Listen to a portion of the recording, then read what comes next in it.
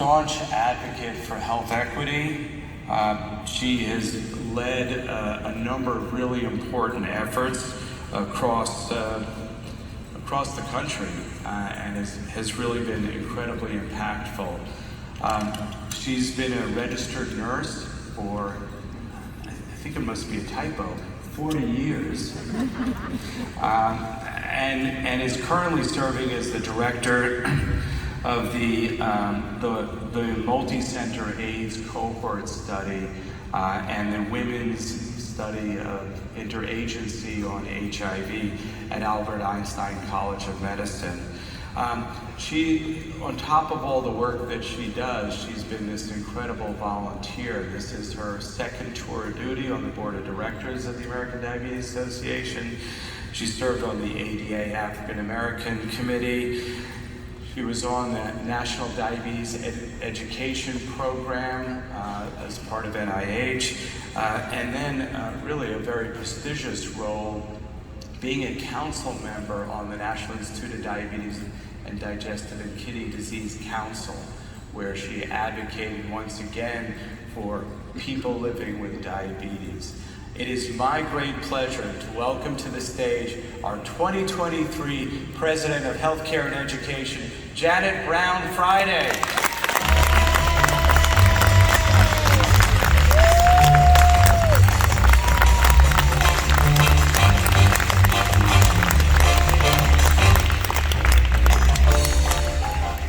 Good morning, everyone.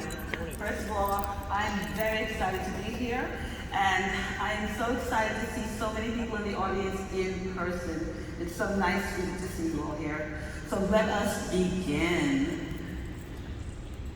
So I will be discussing diversity in clinical trials, a complicated issue, not a simple solution.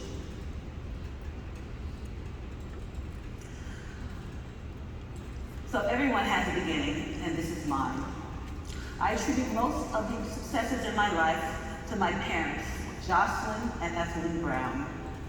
They immigrated from Jamaica, West Indies to Chicago, Illinois, and eventually moved to New York City and settled in Brooklyn, where they raised 5 children. Married for 62 years before my father passed, neither had a college education, but raised us to know the importance of church, family, and higher education. So amongst these photos are all 5 children, along with grandchildren and spouses. These photos are from my mom's 94th and 96th birthdays. This pose really became a tradition as we embraced the family that our mom and dad created. Knowing how important education was to our parents, the question wasn't if you were going to college, but where. This decree was not just for the children, but for the grannies as well. By the way, we all did go to college. This is me at 4 and then 8 years old. It looks like research may have been my destiny. Understanding the importance of research, my mother enrolled me in a research study at Columbia University focusing on childhood development. Here I am at 2 of the visits over the years at the research facility in Washington Heights, New York. We traveled by subway from Brooklyn to the top of Manhattan for the visits. If you're familiar with New York City train system, you know that this was quite a journey. Now that was dedication.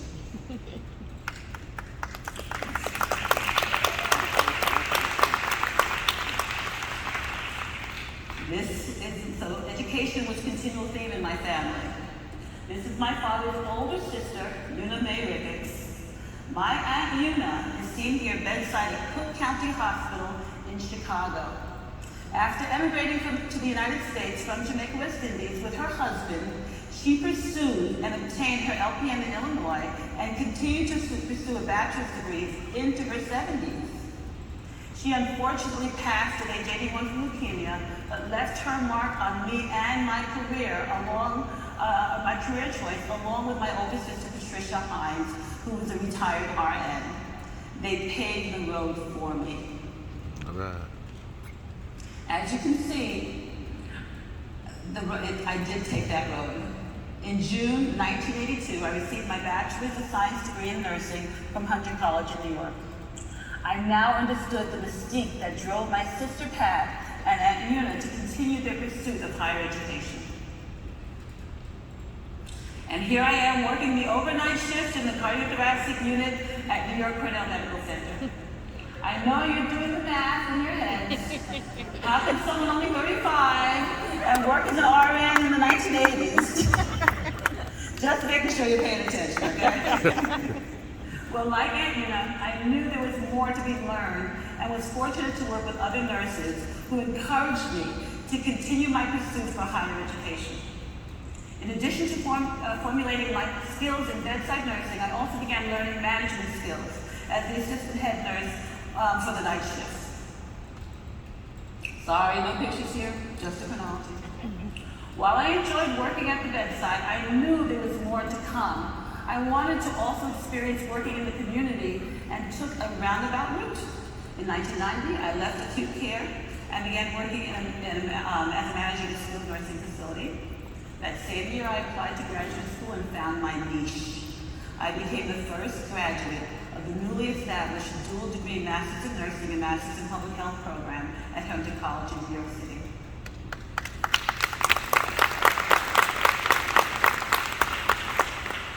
While in graduate school in 1993, I was given the opportunity to volunteer with the American Diabetes Association on their African American Diabetes Education Initiative, known as Diabetes Sundays. This allowed me to learn more about diabetes while doing presentations at local churches in New York City. During these years, I was also able to hone my skills as a manager of 3 skilled nursing units at Beth Abraham Hospital, and then as adjunct faculty at SUNY Downstate and Long Island College Hospital. As I completed my graduate studies in 1994, I was wondering what I wanted to be when I grew up. Research again seemed to call my name. But this time, not as a subject, but as a study coordinator at Albert Einstein College of Medicine in the Bronx. Although this picture may be a little blurry for some of you may actually recognize yourself because you're in the picture. At Albert Einstein College of Medicine, I was hired as the program coordinator for the landmark Diabetes Prevention Program Study, DPP. As a matter of fact, Dr. Bob talked about it a little earlier. Here I am with some of the DPP research group at one of our many national meetings. Little did I realize at the time that I would be in the role as President of Healthcare and Education. But it must have been destiny, as I was already in the company of Brenda Montgomery, seen in this picture, our 2017 ADA President of Healthcare and Education. As you can see, I continue to stay in good company. Here I am, and she is right there, with some of my crew from Einstein, including Harry Shamoon, Judith Wiley-Rosette, Jill Crandall, and Tanya Johnson. And Dr. Elizabeth Walker, your 2000 President of Healthcare and Education, and again with Gretchen Youssef, your 88 2020 President of Healthcare and Education, all at DPP research-related meetings.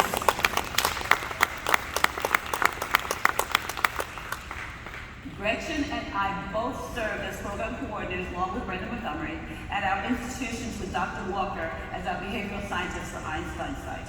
So, those of you who are former DPP members, watch out, we may be coming for you. In 1990, I did get here, I do have another chronology which I apologize for. In 1999, I was asked then by the then NIDDK program officer for DPP, Sandy Garfield, if I would be interested in joining the National Diabetes Education Program, a collaborative effort of the Department of Health and Human Services, the National Institutes of Health, and the Centers for Disease Control. How could I say no?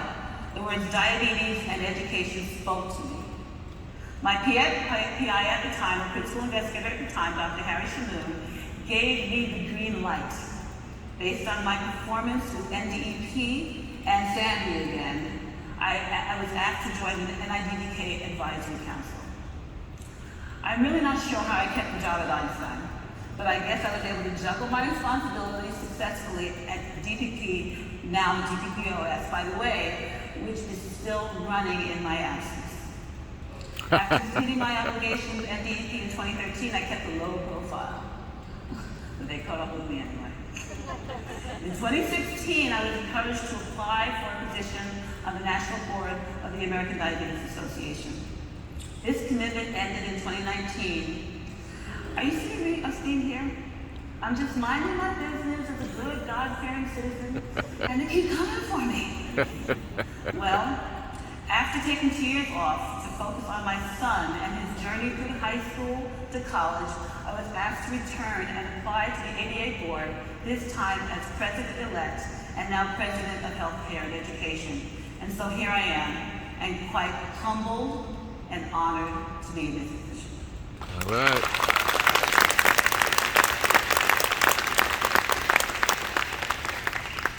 But truly, I'm here today to discuss my focus this year, which is diversity in clinical research. Most of my career has been in the clinical research realm, and my experiences have modeled my thoughts and actions. According to the NIH, National Institute on Minority and Health Disparities and Diversity, and inclusion in clinical trials, a clinical trial is described as a research that evaluates the effects of interventions, including drugs, devices, surgery, diets, behavioral approaches, lifestyle interventions on biomedical and behavioral outcomes. Certain drugs, devices, surgeries, behavioral and lifestyle interventions are usually not available to underrepresented minority communities in the real world. Imagine a place where you could, at least for a time, have access to these interventions through research and have them possibly be free. In 2022, the National Academy of Engineering, Science, and Medicine published a report titled Improving Representation in Clinical Trials Research. In the report, they recognized that many who face the greatest health challenges are less likely to benefit from discoveries of clinical research because they are not adequately represented. This lack of representation appears to be ongoing.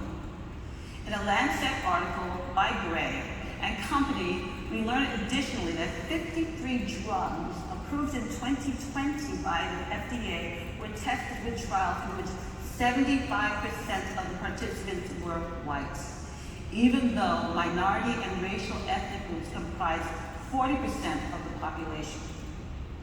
There is, however, an unfortunate history of research in ethnic minorities that represents multiple examples of why these groups have had just the opposite of the benefits of clinical research.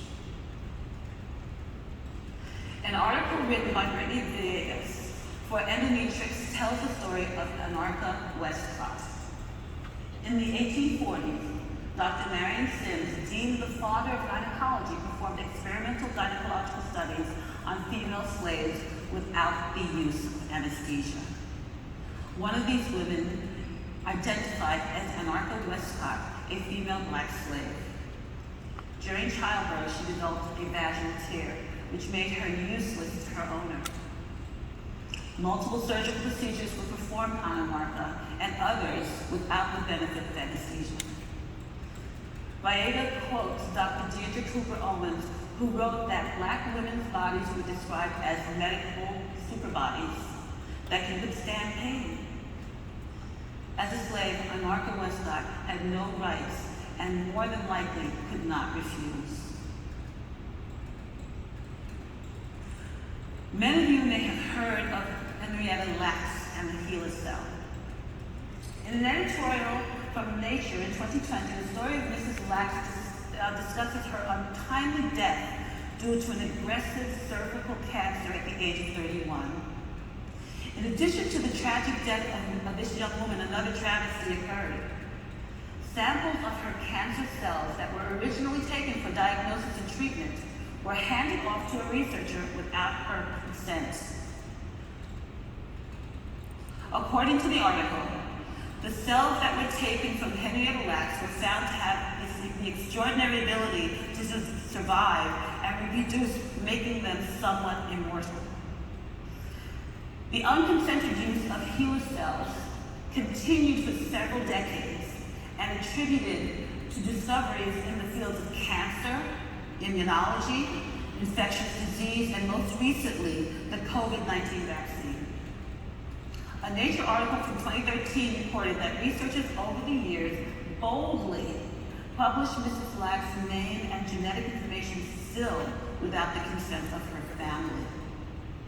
In 2013, the NIH director, Dr. Frank Collins, as you saw earlier this week, addressed the concerns of the surviving family. The family eventually decided to allow for limited and consensual use of the HeLa cells. This was in spite of never being given the opportunity to share in the financial benefits gained by researchers that had continued to use Mrs. Lack's cells. The Tuskegee syphilis study is widely known for its neglect to provide treatment for sexually transmitted infections. The United States Public Health Service followed Black men for 40 years, and despite the availability of the treatment penicillin, about 10 years into the study, the medication was withheld, and the men were actively discouraged from seeking medical advice outside of this study. Another example, Sterling reports about the Havasupai tribe in Arizona. This poor example of research in an ethnic minority occurred as recently as 1989. Concerned about increased risks for diabetes in their community, the Havasupai tribe requested help from a trusted anthropology professor from Arizona State University to find out if they had the same genetic links to diabetes as other Native American tribes. The professor asked a colleague to assist. The colleague, who had an interest in schizophrenia, had the study participants sign a broad consent to study behavioral and medical disorders.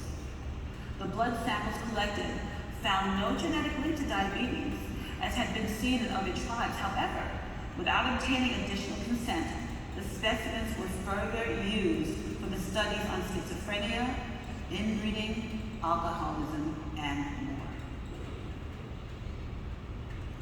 The history of research in ethnic minorities shows prime examples of the barriers to diversity. The main barrier being mistrust of the medical community. In order to gain or regain trust, we have to prove through action that we are indeed trustworthy.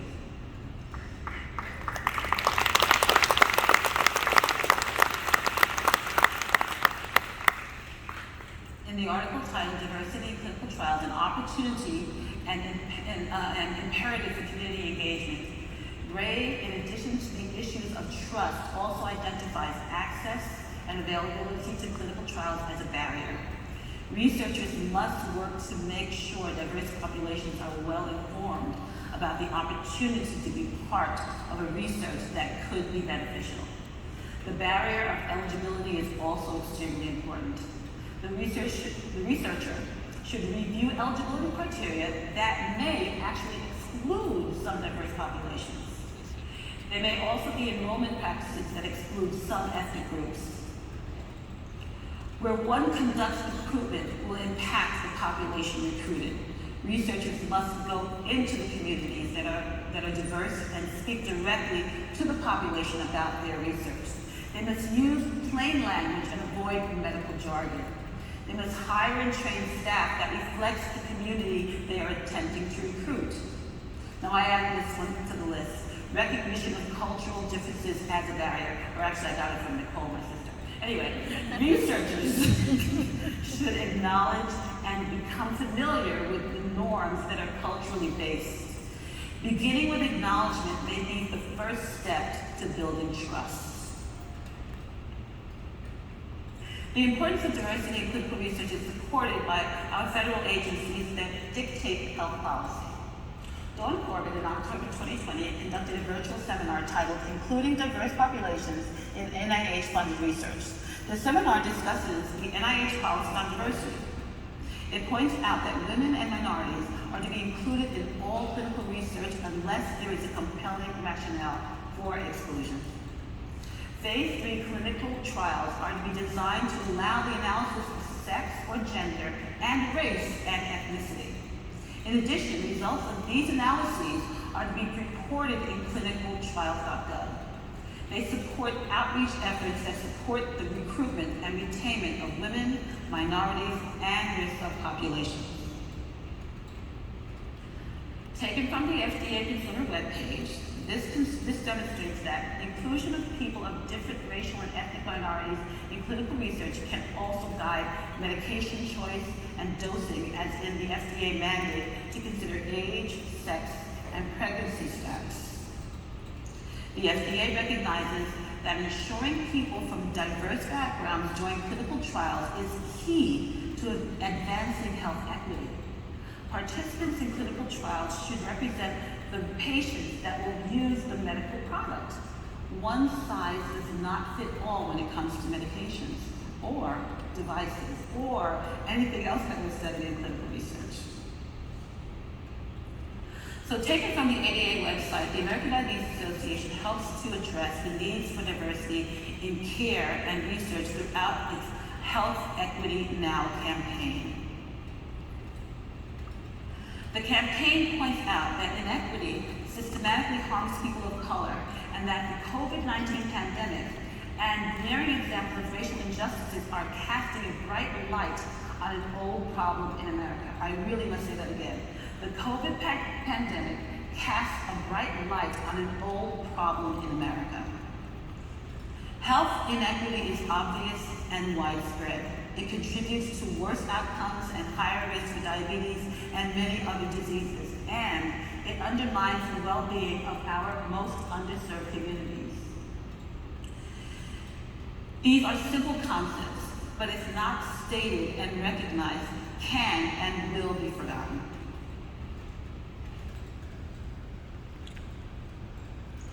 Please now watch this short video from the Health Equity Now campaign. These images should leave an indelible mark on each of us. Inequity isn't invisible. To see it, all you have to do is be willing to look. Education, housing, income, and access to healthcare are underfunded and undermined for people of color and others who are underserved. The result? Systemic health inequity. In fact, a cynic might note that wealth equals health. Look no further than diabetes. It increases the risk for other serious illnesses, including dying from COVID-19. Diabetes is the bellwether not just for the health of our communities, but also for the health of our healthcare system and the health of our society. The inequity causing diabetes isn't invisible. The burden isn't shared.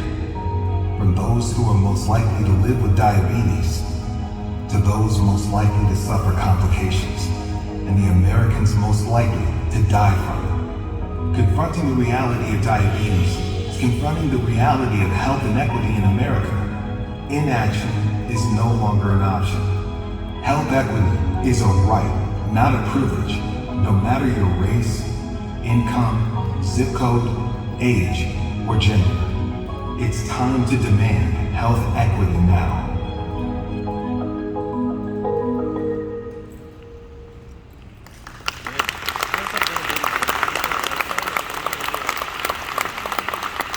I thank the ABA for that recognition.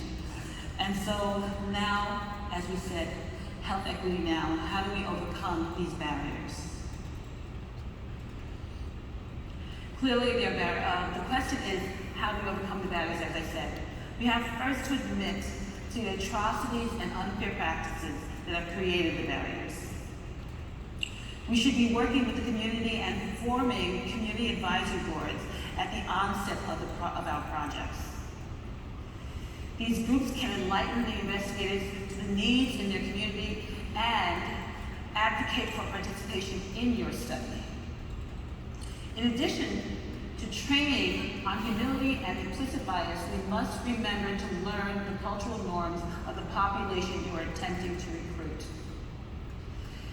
This is where the Community Advisory Board, or CAB, can be of help and can be essential. The CAB can also be crucial in creating recruitment strategies and culturally sensitive recruitment materials.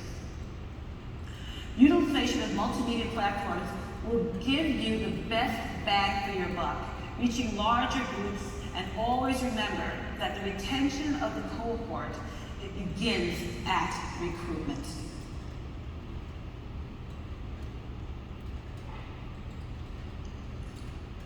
There we go.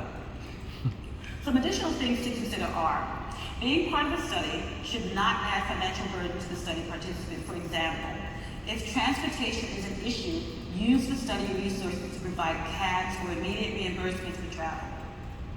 Investigators should establish a connection with communities, and you should include government officials and or in industry, if indicated, to share on how best to increase diversity in your research project. And please, by all means, work to have a diverse team. The team should be more reflective of the population included in the trial. This is not just for looks. The diverse team may be able to share in the lived experiences of the participants, therefore making the trial more meaningful to the participant and to the research team. Now, this is just my opinion, and it could also be because I was program coordinator at the Einstein site in the Bronx, and I may be a little biased.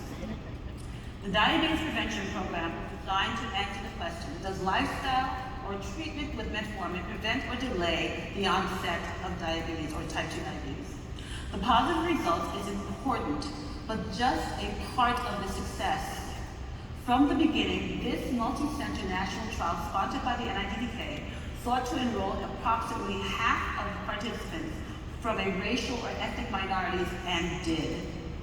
45.3% of the cohort were non-whites.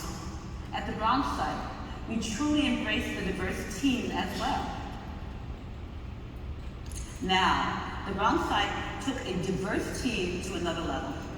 The staff were either immigrant descent or first and second generation U.S. citizens. The diversity assisted us in our conversations with the participants during recruitment and surely with retention. Believe it or not, the Bronx is just this diverse, or at least at Einstein. Now, I realized there were clinical trials that I did not work with that did recruit diverse population, and I guess I'm not the only one. I am just fortunate to work with two major ones. The glycemic reduction approaches in diabetes study, GRADE, recruited people who had type 2 diabetes for no more than 10 years. Each eligible participant had to already be taking metformin and had to have A1C between 6.8% and 8.5%. The participants were randomly assigned to one of 4 FDA-approved commonly used diabetes medications as a second agent. Of the 5,047 participants recruited from 36 research sites nationally, 19.8% were Black or of African American descent, and 18.6% were of Latin descent. The GRADE study research group began recruitment with diversity in mind. The goal was to have a cohort representative of people with type 2 diabetes in the United States, according to ethnic group. In the GRADE study, the recruitment of a diverse population was part of the goal. And, oops, we did it again. Now, not as colorful as the CPP, but again, staff at the GRADE Bronx site were hired with representation of the community in mind. I do know that many studies get it right, but many still do not. The NIH, FDA, and ADA all have policies related to diversity and inclusion of underrepresented people in clinical trials. The policies are good and important, but making them a condition of funding, when indicated, will assure improved representation for those and are most often affected by diseases such as diabetes. So now, here are our marching orders. As we go forward, I would like to ask you to consider these things. First, we must acknowledge the unethical research practices of not too long ago past. forgotten atrocities may lead to repetition. Second, after acknowledgement, recognize that you probably have unconscious and or implicit biases that contribute to how and where your recruitment is conducted. Third, how and where recruitment is conducted should be based on how your research topic affects the population. As researchers, we usually have a very good idea of who is more likely to be affected by disease. We must go into those communities and allow them the opportunity to benefit and contribute. Let us not let our biases rule. And fourth, the research team can make or break a study. Carefully choose a team that reflects and can relate to the lived experiences of the potential study population. Common languages, ethnicities, genders, etc. may provide the investigator the ability to begin rebuilding that broken trust from the not too long ago past.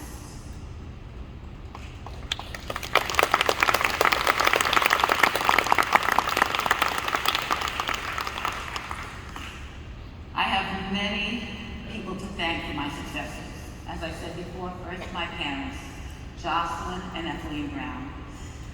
With their and God's guidance, I am who I am and what you see today.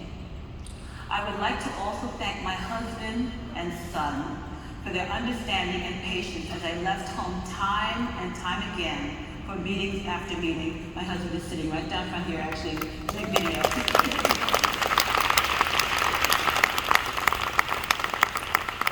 I would also like to thank my siblings, Pat and RN like myself, who helped to light my path. Earl, the politician, thank you for keeping me current. Karen, the teacher, who always had a lesson for me, and Nicole, my younger sis, and a health educator who keeps me understanding that I still have more to learn.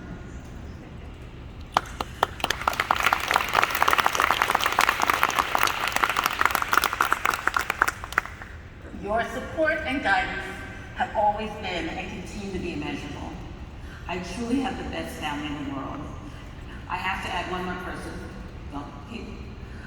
Dr. Marianne Banerjee.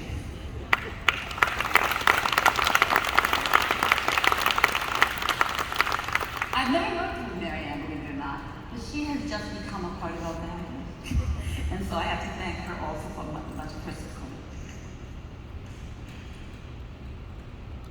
I would also like to thank Harry Shamoon, my very first PI, Jill Crandall, my second.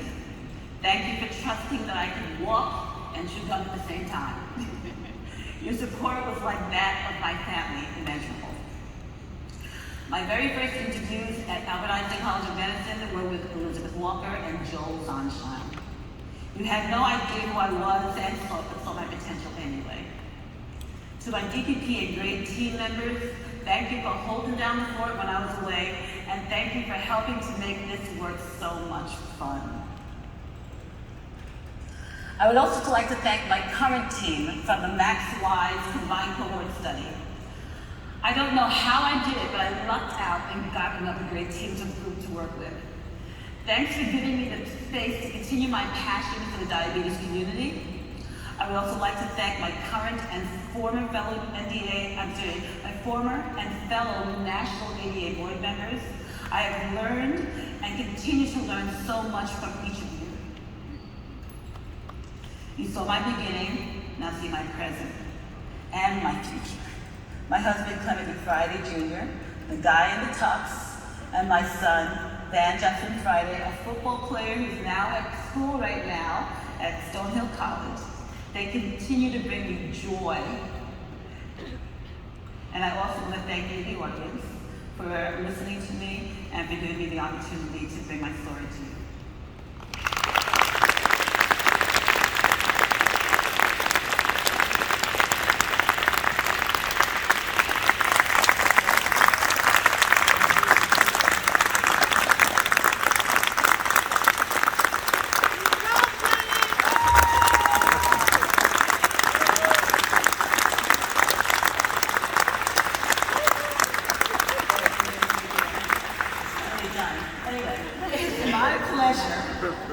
introduce to you one of my colleagues and friends. Dr. Enrique Caballero is an endocrinologist, investigator, and educator.